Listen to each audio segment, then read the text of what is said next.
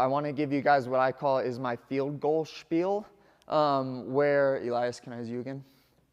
Our field goal, or our face is more or less like the entering of a field goal, okay? So obviously people aim here on the face.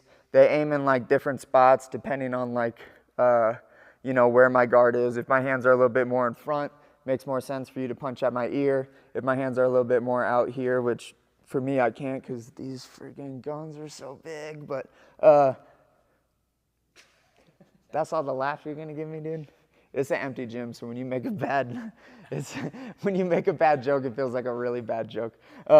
If my hands are more here like this, the straight shots are going to be a lot more available, okay, right? Obviously, depending on like the mechanics of how I'm built, like I don't have like the longest arms in the world, not like Monkey Boy over here. I have a little bit more shorter arms, and my torso is really long. You're kind of the opposite. You have like a shorter torso and longer arms, so he can like cover more things. If you're built like me, you need to be a lot more dynamic, like with all of this stuff.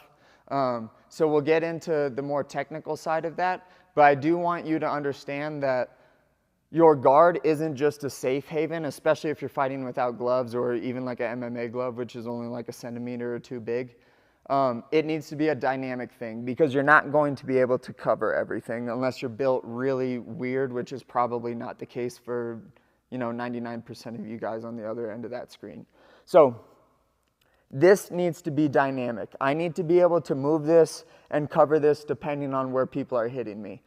A lot of the time that I've gotten hurt in fights or in sparring or whatever, and I know this because I tape almost all of my rounds, is I'm getting hit like in this spot. I'm getting hit like as I'm rotated and like a hook will hit me here, or like I'll be here where my hand will be up, but this will sneak in. These are field goals, okay? And the person that's fighting you is going to try to be hitting you in spots that your arms aren't, obviously, okay? Well, actually, maybe not that obviously, because there's a lot of idiots out there that would just punch at nothing. But if you come against someone that actually knows what they're doing, they're going to try to aim for the targets that your hands and that your elbows can't be covering. So what I mean by this is if Elias is standing here and my guard is like this, he has really a lot of availability for the straight shots, okay? Keep going. If I rotate, these straight shots are no longer available to him, okay?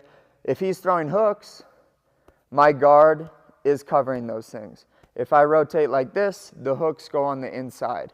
And this is really, really important because I feel like a lot of people try to learn striking from other sports like Muay Thai or boxing or Muay Thai or boxing, I guess, or K1 or some type of glory kickboxing.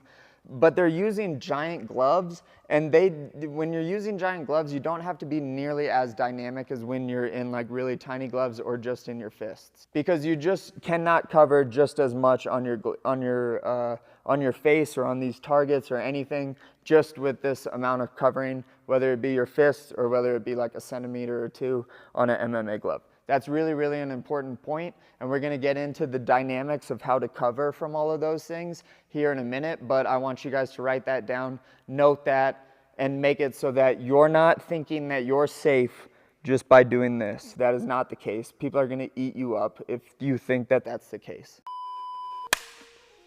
Good? All right. What's up, guys? Thanks for watching. If you enjoyed the content, please make sure that you like and subscribe below. If you guys want to see more stuff like this, please comment. Let me know what you guys want to see more of, and I can make more of that content. If you found this helpful and you want to learn more, I just dropped my first, I did it again. What is wrong with me? If you found this helpful and you want to learn more, I just dropped my first instructional series. Make sure that you guys hit the link below. Finally, shout out to my sponsor, Sheath, that made all of this content possible. Peace.